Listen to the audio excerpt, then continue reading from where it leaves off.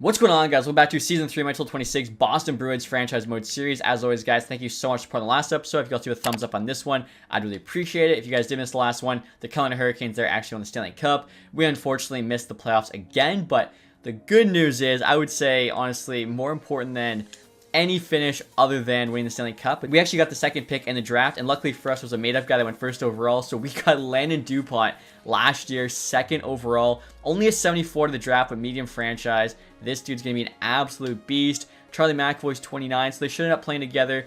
They're both right Ds. Could pair them up or could have them on, separate pairings just to have an insane defense. Obviously, a lot of options once he does, break through and join the NHL. So very excited for that. And in the meantime, too, I think our team has gotten a lot better. I did ask you guys last episode as well, who should be the captain? And it looked like the majority of you wanted it to be Charlie McAvoy, so we're running 3 A's before. I'm going to give McAvoy the C now. Kind of funny too, as we just drafted his replacement in Landon Dupont, but obviously that's, some years away before he's wearing the C. So right now, guys, you can see Kevin Fiala we brought in. I thought pretty cheap price, honestly. Kings actually offered him to us. He's playing with McTavish and Pastrnak on that top line, getting a +5. We got Zach, Lindholm, Hagens on the second.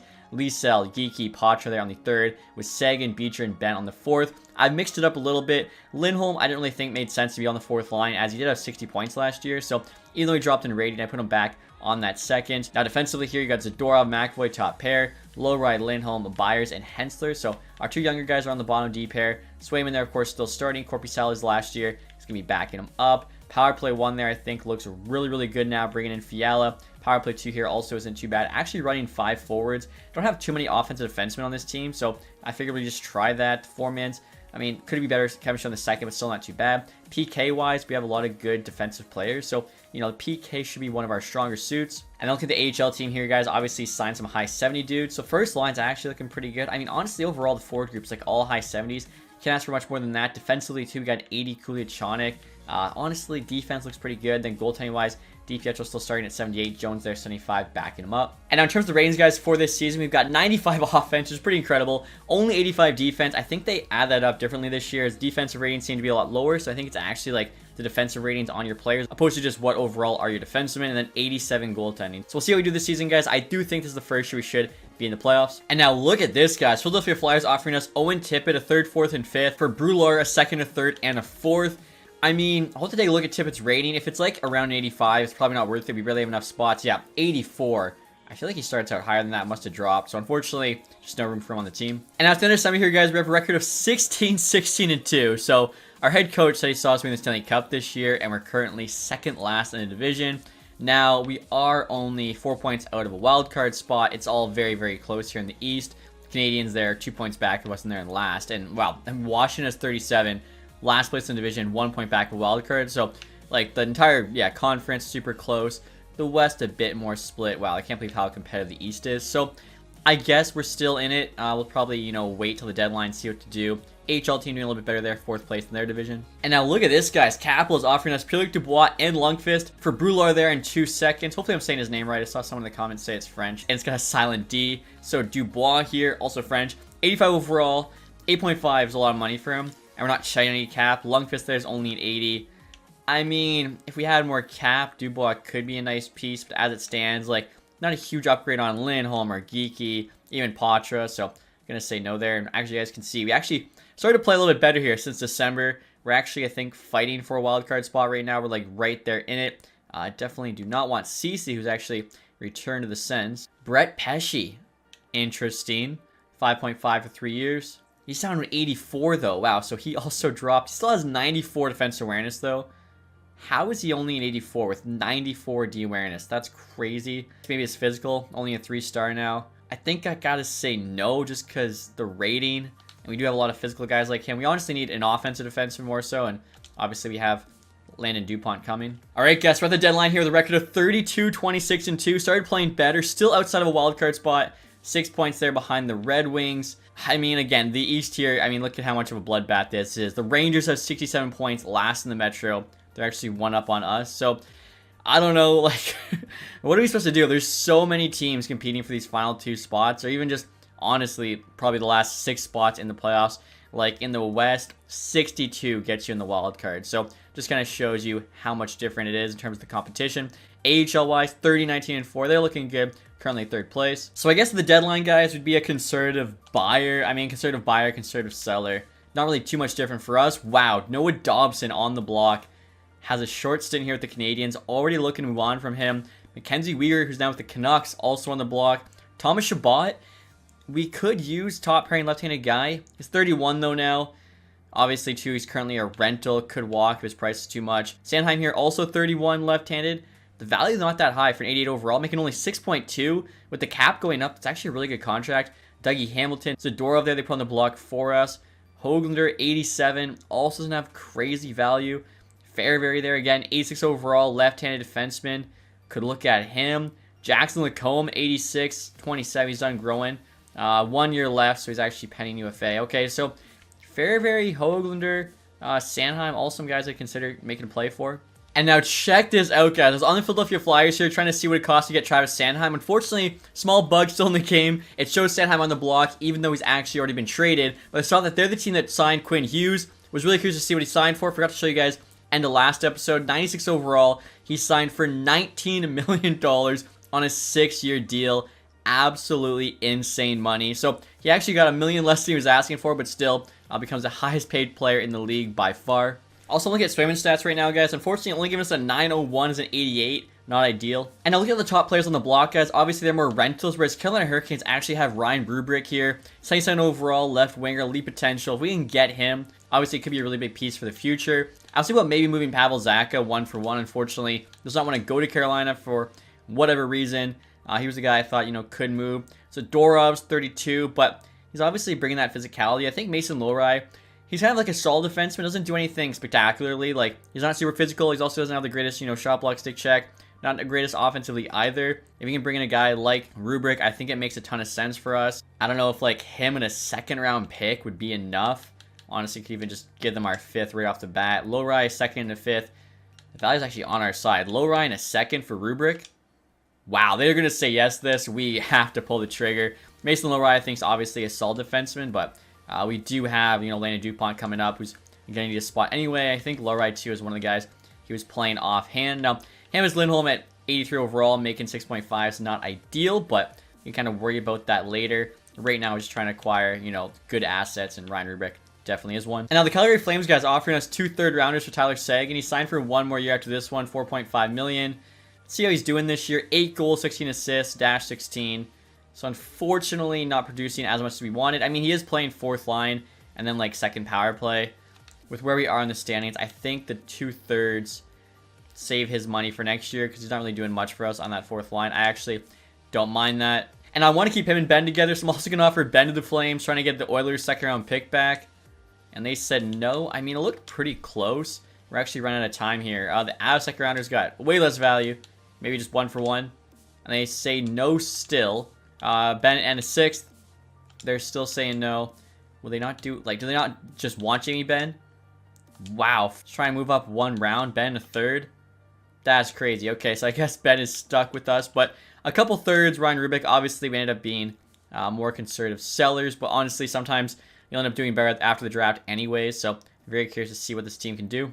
And now the trade deadline's complete here, guys. We'll take a look and see around the league what else happened. Obviously, us moving Seguin. And actually, we had the last 2 trades of the day. Interesting. Some picks being moved. Adam Larson there to the Vegas Golden Knights. Mason Appleton to the Ducks. Tommy Novak there to the Jets. Let's see. Rasmussen to the Blue Jackets. Adam Boqvist, the Hurricanes. Capo Caco there to the Blue Jackets. Admanak to the Kraken. Pesci to the Wild. Jacob Bryson there returns to Buffalo with Tarasenko. Mathis Preston to the Philadelphia Flyers for Travis Sanheim and Ryan Poehling. Wow, going to the Jets. That was a big-time trade. Fairby there, going to the Colorado Avalanche. Kind of interesting they traded him away, but then obviously traded us for Seguin.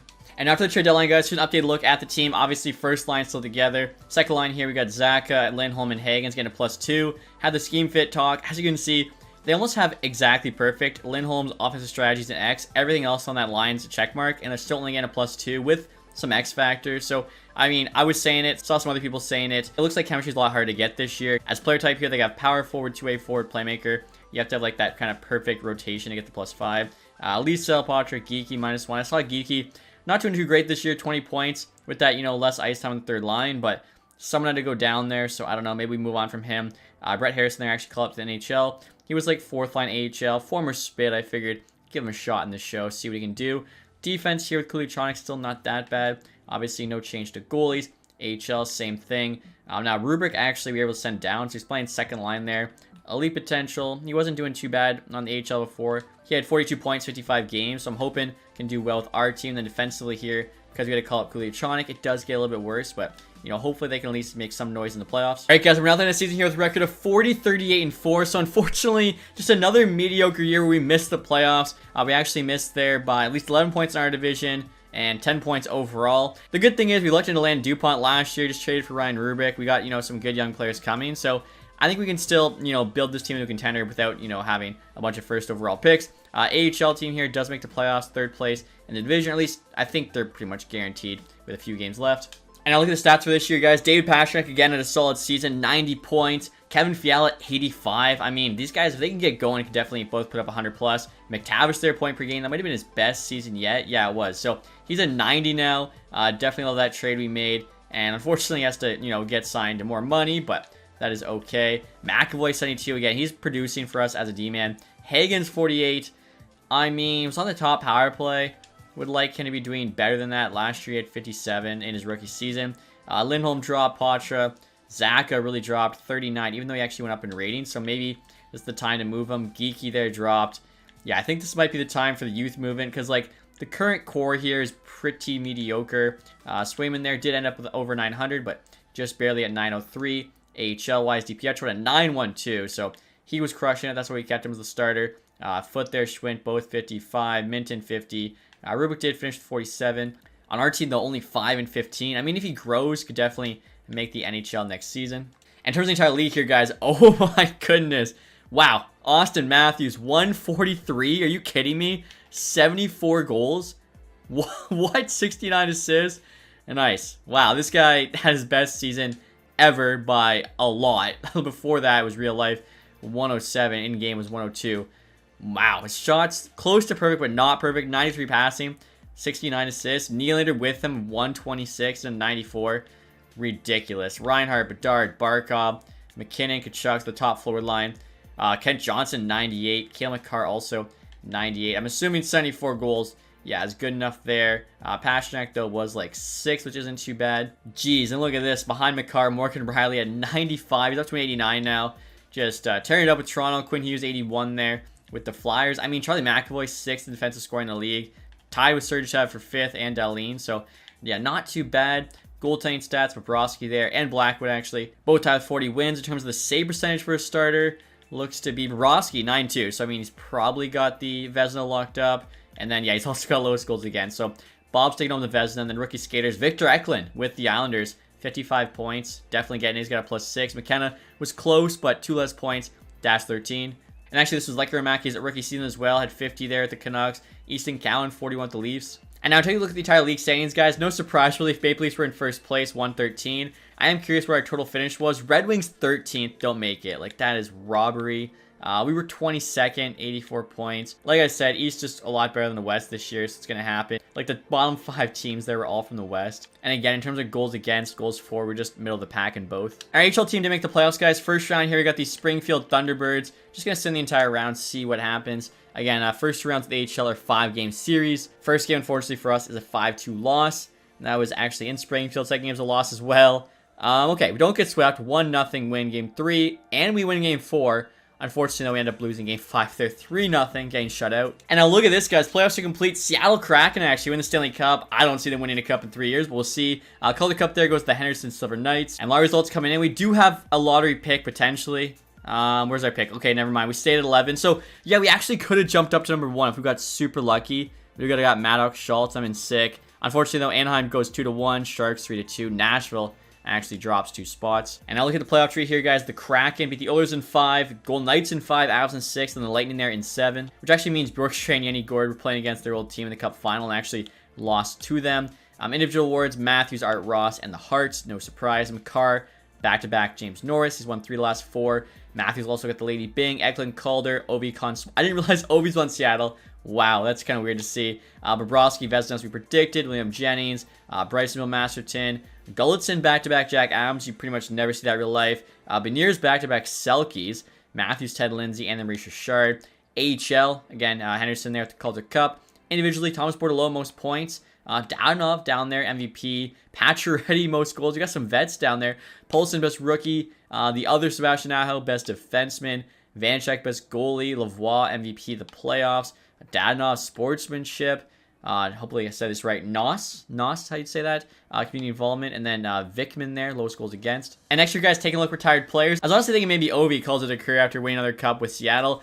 Brent Burns, though, played to 43. Impressive. John Carlson there, 38, was with the Jets. JVR, Foligno, Ekman Larson. Okay, so you got some guys who, you know, are probably pretty close to retirement in real life.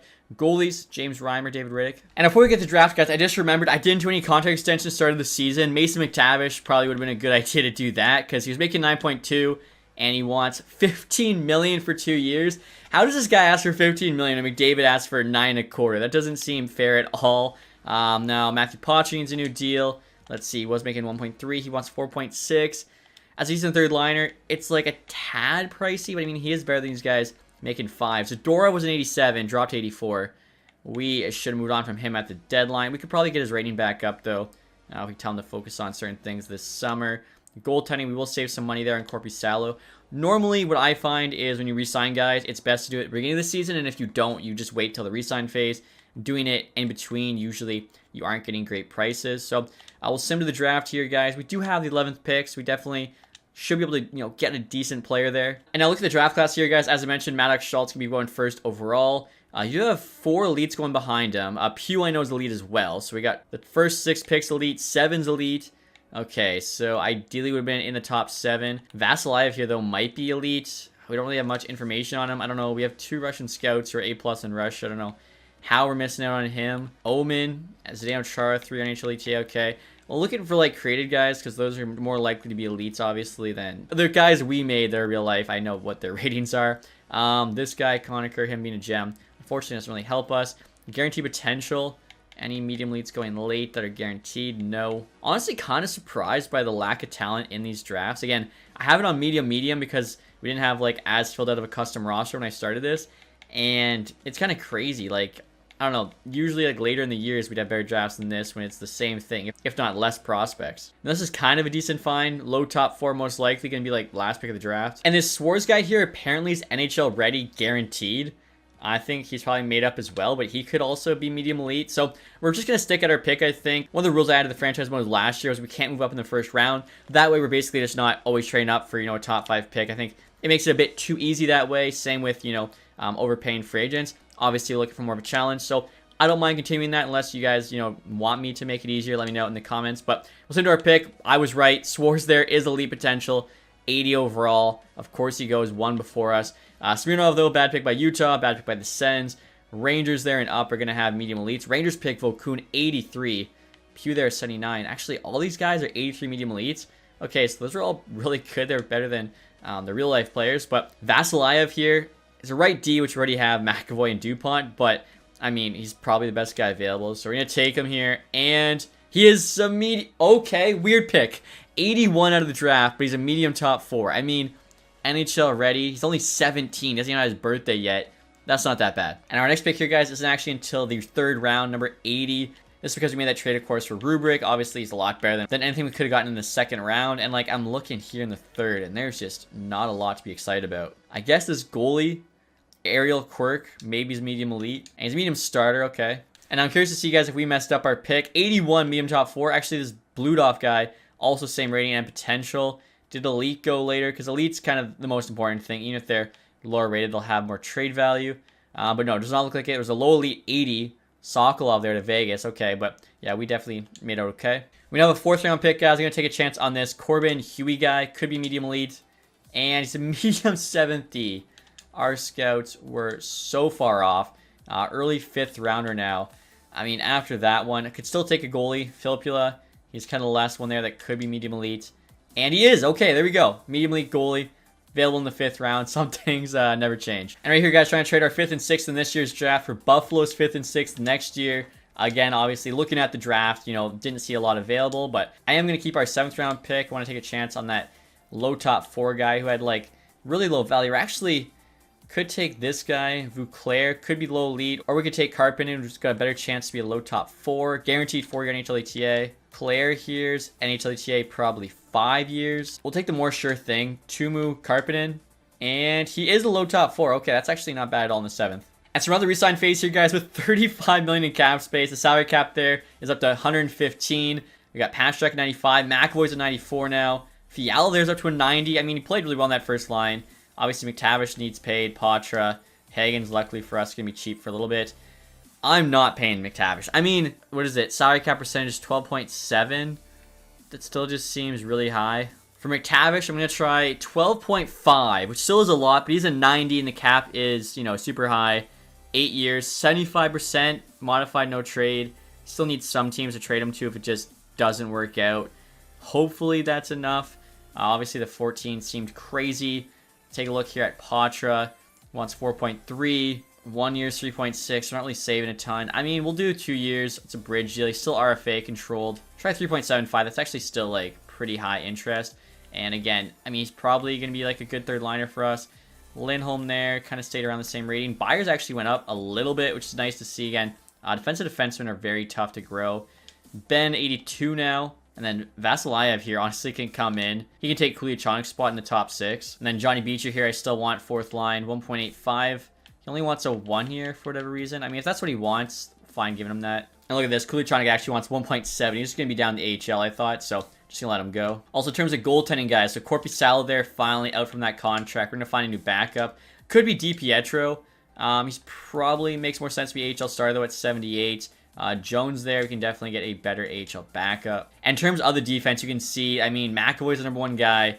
Zadorov somehow drops from 87 to 84. I don't quite get it. So maybe we'll try and increase, like, defensive awareness this summer to get him back up a bit, because that really sucks. Lindholm there, too. Like, those guys are making a lot of money for not being too high rated, and they're, you know, getting older. Luckily, it is only 2 more years, so it's not the end of the world. Obviously, again, Hensler, Vasilyev coming up. Same with Landon Dupont. He's only grown by 1 in junior. Hopefully he'll have a big summer. And there we go, guys. McTavish did say yes. Obviously, big money, but #1 center, 90 overall, getting better. Patra wants a bit more. Beecher said yes. Ben said yes. Vasilyev said yes, too, to the rookie deal. Now, we still have $21.5 million. I'm going to qualify Patra just in case, but 2 years. Let's see if he'll just take 4 flat. And there we go. Patra did say yes. And we still have $18.3 million in cap space, so we could definitely go big game hunting this summer. Could, you know, bring in a forward, a defenseman. I feel like everything's open on our team except for, you know, starting goalie. And we also do need a few AHL defensemen, maybe a couple AHL forwards. So, you know, as usual, we'll be looking to add some guys like that. So here you go, guys. Moment of truth, free agents. Alex Ovechkin, 90 overall, 42. Pavel Mintyukov, honestly, would be kind of perfect right now with McAvoy, and then in the future with Landon Dupont on the top pair. They have him as a 2-way defenseman here. Really, he's probably more of an offensive defenseman, but 93 D awareness, 95 offensive, only 86 passing. We get that passing up with Send It. Could be like a pretty good point producer. 13.4 million. I mean, we'll take a look and see if the Ducks maybe have him on the trade block. Could also make a big play for him. Hoaglander wants 11.7, so kind of glad to trade for him. Stammer, Laferriere there. Is he a UFA? No, he's an RFA. Same with Rossi. Jackson Lacombe, though, is a UFA. Wants $8 million. Malkin there. Comp for 7.5. These asks, some of them are ridiculous. Like, I'd be pointing to McDavid every time trying to sign some guy. Goalies here. Kosa wants 11.1. He's still an RFA as well. Darcy Kemper there. Honestly, pretty reasonable. 3.6 for 84. I mean, we need a backup. I feel like they barely play. Jacob Dobesh, 80 overall. Yeah, for 800K, I think makes a ton of sense. If he'd sign 950K for 3 years, like, honestly, all he needs is an 80. So I'm fine with that. And then 2 ways, we do need an AHL backup. Thomas, so we could sign, but then DiPietro would start. So let me see if there's somebody a bit different. Lindbaum, 25.75. Actually, Whitehead there, 25.77. We can get him. Be the backup behind DiPietro here for a couple years. And now Svozil here, actually available. He's pretty solid. Played with Bedard and Regina. 800K, league min. Signs immediately. Medium top 4. This guy's actually just a decent prospect. 1974, Mason Roy. 2nd round pick, 2026. Oilers don't bring him back. I mean, he's probably never going to make the NHL team, but I could see him eventually being a good AHLer. Let's see, Jack Mateer, 25.77. He's on the Canadian World Junior team. We'll bring him in. We can bring him in for the AHL squad as well. And we still have room for one more guy. Suber here. Hopefully I'm saying that right. I feel like the Z's got to be silent. Defensive defenseman, 25.78. 2 years league min.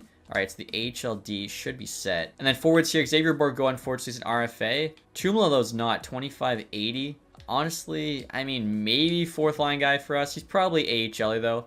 Give him that $1 million. Lucas Siona here, power forward, 2578.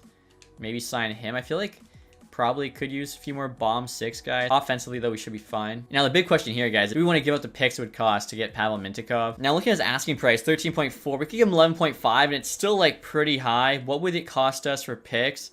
The next 4 years. Oh, that's too much. Like, it has to be where it's like only the 1, 2, 3. And I realize, guys, because we're offering him a 6-year deal, the way the compensation works is it's over 5 years, so we're actually giving up more than we had to. Right now, only costing us a first, second, third for Mintyukov. There's a 90 overall left defenseman, 10.7. I'm willing to make this offer. I'm hoping the Ducks, well, first off, I'm hoping he says yes, and then obviously, hopefully the Ducks cannot match. Now, if we do this, we probably do still need a forward, but we're going to have to wait and see what Mintyukov's saying. And there we go, guys. Pavel Mintyukov accepted the offer as of now, but we'll have to wait and see if the Ducks match or not. Dobesh is well signed. That'll be our NHL backup goalie. Whitehead there. Should be solid AHL backup. And that's kind of funny. The Ducks offered us a 4th for a medium starter we just drafted. I could say yes. Maybe try and get, you know, good negotiations. You know what? We'll say yes. We're going to say yes. Try and sweeten the pot there. Butter them up. Not to match this Mintyukov offer. And I thought that was going to come in right now. We're going down around and giving up a 5th there for a medium top 6. I don't know. Let's see. One more day. Ducks chose to match the offer. Okay, I mean, fair enough. That makes sense. That's what I would have done. Are you kidding me? So we had to wait 6 days to see what happened there. Didn't have access to that salary cap. And now there's not a ton of guys available. And now next year, guys, trying to find 1 or 2 players to play on our 4th line. I was looking at Foligno here. 36, though, 81. He could drop to an 80. Grinder, though, the game usually likes. No speed, good physical, decent defensive. 129 penalty minutes, though. He's in the box a lot. I think Jacob Pelche makes more sense. 9 years as junior, 82 overall. Pretty solid defense and physical, 4 stars for both. He wants 2.1 on a 3-year deal. It's a bit rich for a 4th liner. I'm going to try to get him for $300K cheaper, but I'm giving him a 50% no trade. I'm just thinking like a 4th line guy. Obviously, saving some money there would make sense. Also could bring back Marcus Stellick, but I feel like John Beecher has the physical stats he has, and then we can have Jamie Benn on the right wing, so probably can pass on him. I'm definitely penciling in Rubrick making the team. He's currently at 79. We're definitely, you know, going to have a ton of cap space there, like 16 million. We'll be above the cap floor minimum. We will have a lot of money, too, if there is, you know, a trade potentially out there. And I just remembered, too, guys, Maddox Schultz, first overall, the Ducks. Makes sense they didn't let go of Mintyukov. They actually have 33 million in cap space.